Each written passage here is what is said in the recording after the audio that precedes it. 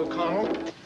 Every hour on the hour. He's furious that he didn't get steak and eggs for breakfast. Well, got to keep him on IV until Friday. Then maybe we'll give him some tea and toast. Okay, but I'm going to need a security guard. All right, anything else? Oh, did you know that your patient, Jinx Avery, was admitted last night? What? Was it some kind of an emergency? Accidental overdose. Room 439. Whatever possessed you anyway? Don't you know sleeping pills are dynamite? Yes, Daddy. Why would you need them anyway, a young person like you? It's ridiculous. Yes, Daddy. Can't you say anything else but yes, Daddy? Yes, Ralph. Look, Dorothy, we've got a serious... Well, what took you so long? I just found out you were here. Dr. Cavanaugh, this is my father, Ralph Suncliffe. How do you do, Doctor? Mr. Suncliffe? All right, Jinx, suppose you tell me what happened. Oh, now don't look so grim. It was just a little accident, that's all. There was no such thing. It was a suicide attempt or something close to it. Suicide? Well, it's a good thing I happened there when I did. This little fool wouldn't be sitting up in Well, bed maybe now we better trying let to Jinx deny it. tell me what happened, huh? I've been through it all before with a couple of wives. They tried this little trick, so I know what follows. Forced admission into the psycho ward. This sort of thing is against the law, you know. It's something more than a parking violation. Well, are you worried about paying the fine, darling? That's a rotten thing to say. Look, I'm sorry. Miles, as you might have noticed, my father and I have an adversary relationship. Well, listen, Mr. Suncliffe, if you're so certain that your daughter did try something as stupid as trying to commit suicide, perhaps you could tell me if you know of any reasons she might do it. I haven't got any idea. She was, I figure, was some man that jilted her. Actor, most likely. Oh, now, that's just absurd. Like I said, it was just a little accident. All right, Doctor, let's see if we can figure out what to do with this daughter of mine.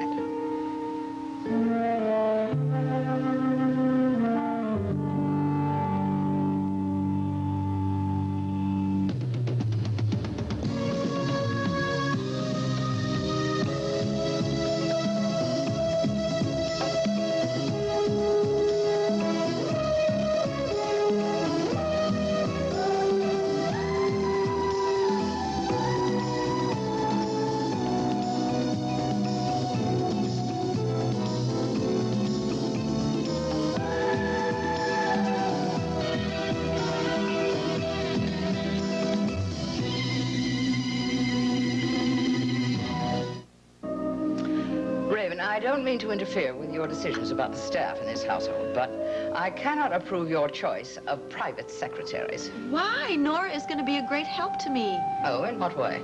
She can do all the household things I hate to do, like the accounts and correspondence and keeping track of social engagements. I think she and Spencer will do quite well until I get a maid and a cook. I see. And did you ask her for references? Well, no, but Spencer recommended her, and she worked for Nicole Cavanaugh. And besides, I think it's amusing that I stole her from Nicole, don't you? Hilarious. What do you find so objectionable about Nora? Oh, I don't know. There's just something about her I don't like, that's all. Like what? I had a long chat with her here one day at the house, right after you left for Switzerland. And she was very indiscreet and told me some ridiculous gossip about Miles and Nicole. Gossip? Like what? Come on, tell me. I'll do nothing of the kind. Oh, you're no fun. What's wrong with a little harmless gossip? No gossip is harmless, Raven. You are positively mid-Victorian today. Anyway, I like Nora, and I want to keep her around. And she and Spencer have worked together before, so they should get along quite well. On the contrary, something tells me they don't care for each other very much. Well, I'm not going to look for trouble before it appears. Incidentally, I haven't seen Nora or Spencer this morning. Where are they? They went food shopping. We haven't got a thing in the house. I'll get it.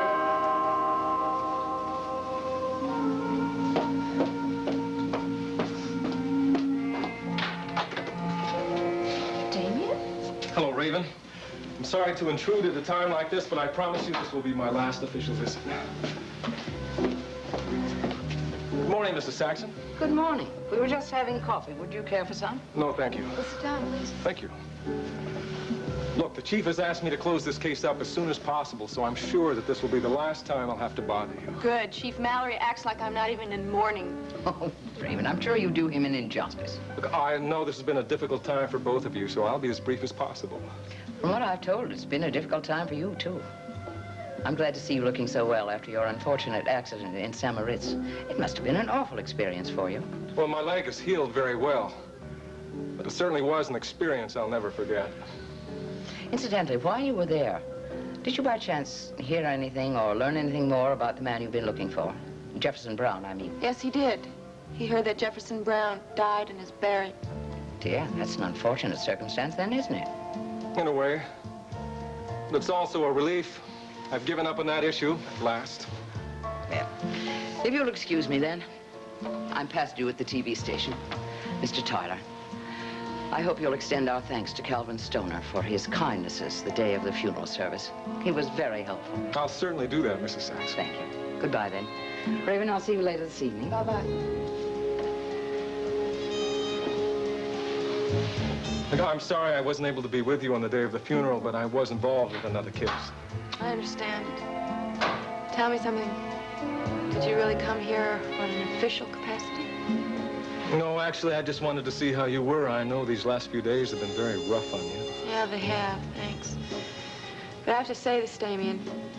If you and the rest of the police officers continue to think of my husband as a murderer, I'm afraid I'm just not going to be able to talk to you or anyone else in an official capacity. Look, I'm going to withdraw myself from this case. It is true that the chief wants to tie everything up, but all of the loose ends are going to be handled by Calvin Loose Stoner. ends? What do you mean, loose ends? My husband was murdered. Chief Mallory and the Swiss police should be hunting for his murderer. Hey, wait a minute. There is the matter of a motive for Gunther Wagner's killing. Calvin seems to think that it's a matter of blackmail, and he's going to meet some of Gunther's friends and see what he can come up with. My car said that the whole thing about Gunther was all wrapped up, and I think if it's good enough for the DA to believe that, it's good enough for Calvin Stoner. My husband is dead! Raven, wait a minute. I didn't come here to upset you. Well, I'm sorry, but you have. I really don't want to talk about this anymore. Besides, I have to go somewhere. Can I drop you off somewhere? No, I have my chauffeur. I'm going to see my lawyer. Your lawyer? Yes, I have to talk to my lawyer about my husband's estate. Okay, Mallory. 9 o'clock you want. 9 o'clock you get.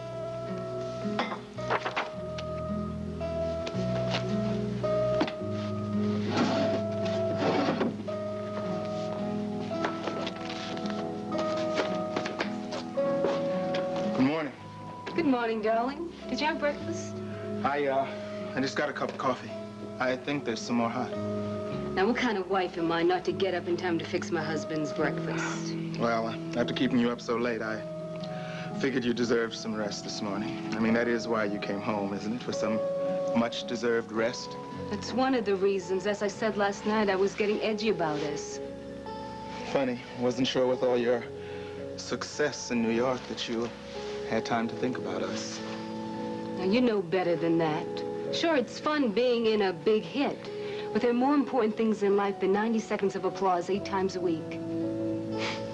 You actually timed it. I'm serious, Calvin. Star, this was your choice. Yes, I know, and you didn't stand in my way. You were so supportive and encouraging. I couldn't have done it without you. And now you've determined that you want to have it both ways?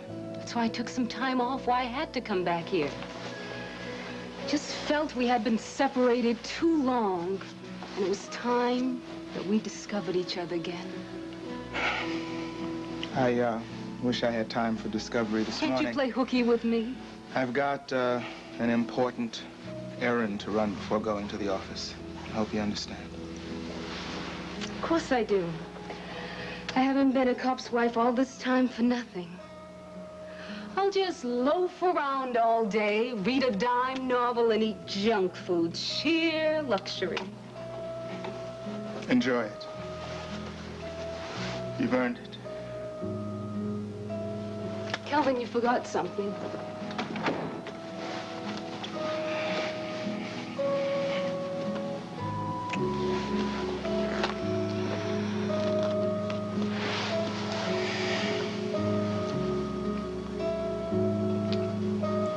I love you. Thanks. I would have been in trouble if I'd forgotten this.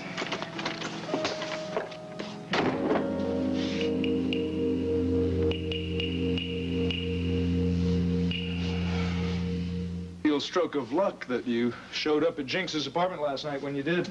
How do you happen to be in Monticello? Well, she called me on the phone a few days ago to tell me she was getting married. I thought I'd surprise her. She had no idea I was coming. Certainly was a surprise. How do you know? You were unconscious when I arrived. God, it was awful seeing her there like that.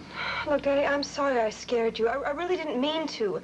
Like I said, it was just an accident. It's going to take more than your disclaimer to make me believe that.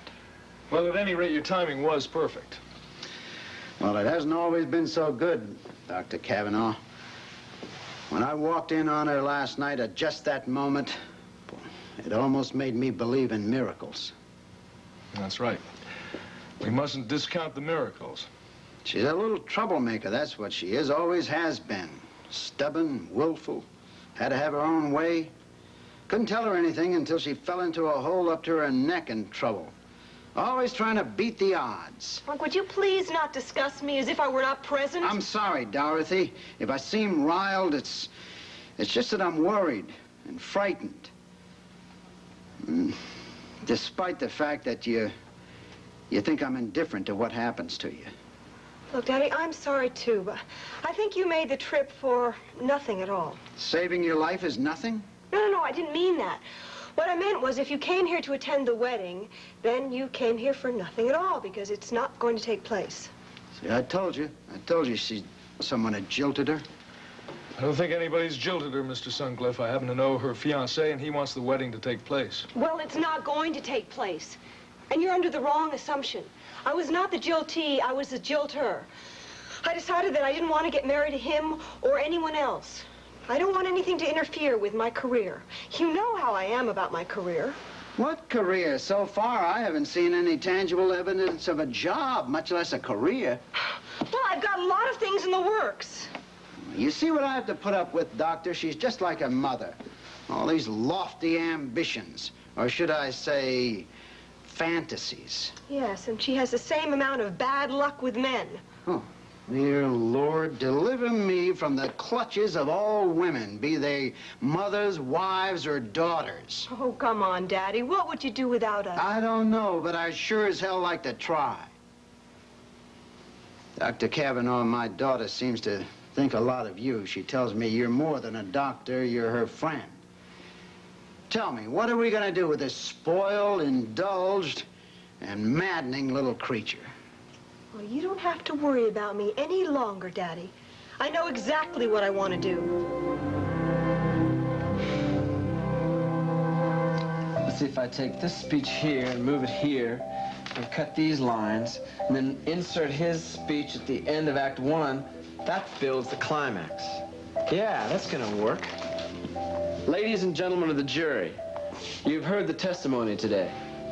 The testimony of a man in anguish. Not the anguish of contrition, but the anguish of a man who has suffered injustice. Hi, Jim. Hi, folks. We interrupting a private conversation? No, I was just rewriting bits and pieces of this manuscript, Trial by Blood, and I've changed the sequence of some of the speeches, and I think it's going to work now. Oh, sounds good. Can I take a look? Yeah. I need to flesh out the second act. I still need to work on it and go over it, but... Man, you have put a lot of work into this. Yes, and I'm sure I don't know why. I mean, what good is it when you got a play and an acting company and no places to put them? But we do have a place to put it. We have ourselves a theater. Where? Most important, how much? I know you're not going to believe this, but Raven Whitney is letting us use the Whitney Theater absolutely free. I gotta sit down. Do we bring you good news or not? You bring me good news. You bring me incredible news. I don't know who this lady is, Raven Whitney, but you bring me a picture of her and I'll put a candle underneath it every night. She's no saint, believe me. In fact, she's a very difficult and temperamental lady. And nobody knows that better than we do. That's right. Well, then how did all this come about? Well, you can thank Nancy Carr. She talked to Raven at the right time in the right place, and it all worked out. And since Raven doesn't give a damn about the Whitney Theater, it was very easy for her to give us this magnanimous gesture. Well, it's everything to us. We're back in business. Even all this revision work, it had a point. That's right. Now we can go ahead without any more stops and starts. Now, I think we ought to start thinking about final casting, don't you? Yeah, let's not waste any more time. We want to get to rehearsal. All right, what do you think about the part of the sister? Jody. She'd be perfect. Sounds good to me. What do you think? I thought you'd never ask. Terrific. There's only one more part to cast, and that's the girlfriend of the condemned man. Can you think of anybody? Yeah. Are you sure Val won't accept it? I mean, she's perfect. Yeah, I'm sure, Jody. I think you know why. Yeah, we know. I hope you guys know that I didn't mean to hurt Val by playing that charade about Switzerland. I just got in too deep, and I couldn't get out. I was wrong. But nobody knows that better than me. But so help me, I didn't mean to hurt her. We know that, Jim. Now, if we could just convince Valerie. Excuse me. Diedrich's in studio. Oh, hi, Jinx. How are you? Oh, I'm okay, Jim. How are you? Oh, everything's great on this end. Look, I was just wondering if by any chance you were still looking for a leading lady. What? You mean you're available? Yes, I am. Sweet lady, this is a sign from heaven. We are all going to make this happen together.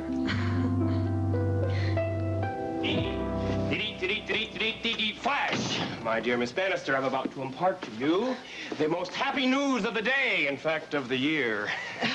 My dear Mr. Nelson, I hang upon your every word. Well, if you can handle this, the Diedrichson Dramatic Group, better known as the Maskers, now has a theater of its own.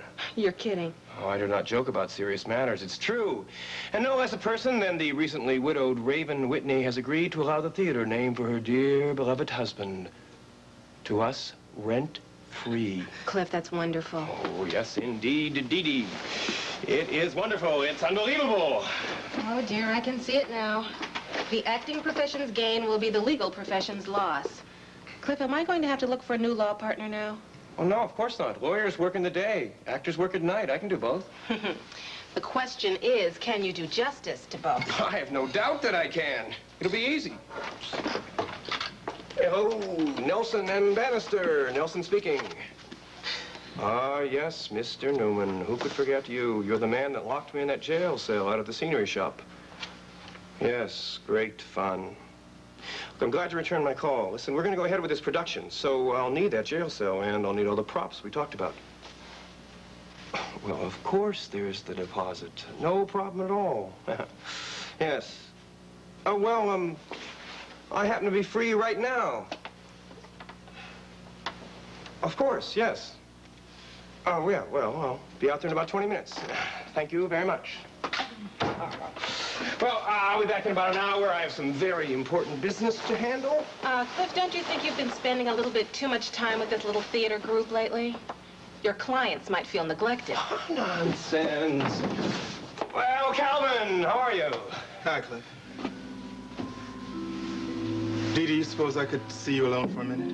There's no need to be subtle, Calvin. I know when I'm not wanted.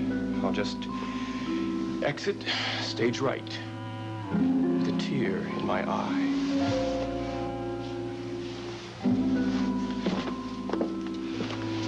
What a ham. Well, at least he's having fun. I wish I could say the same. I came to bring you this. Thank you. When I realized where I had left it, it was too late. Hope your wife didn't find it. Actually, it might have been better if she had.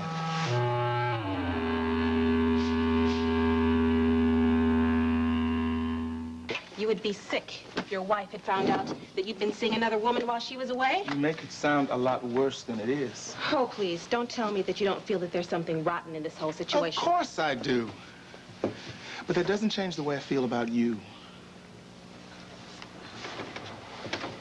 I think I know what is at the root of this problem. Oh? Then please tell me. You've been lonely. You and your wife have been apart for too long. I think if you could just take care of that situation, everything else would work out. Oh, just like that, huh? No, not just like that. But we could both work at it. Both? We could make a pact. You and I could make a pact never to see each other ever again. That means no more friendly little dinners, no more meetings, nothing, period. It is just too painful for me, and I can't go through this anymore. Didi, are you saying that you really don't love me? No, I'm saying that I do. That's all that matters. No, that isn't all that matters. That doesn't solve anything. I can't go on like this, and you have no right to expect it of me.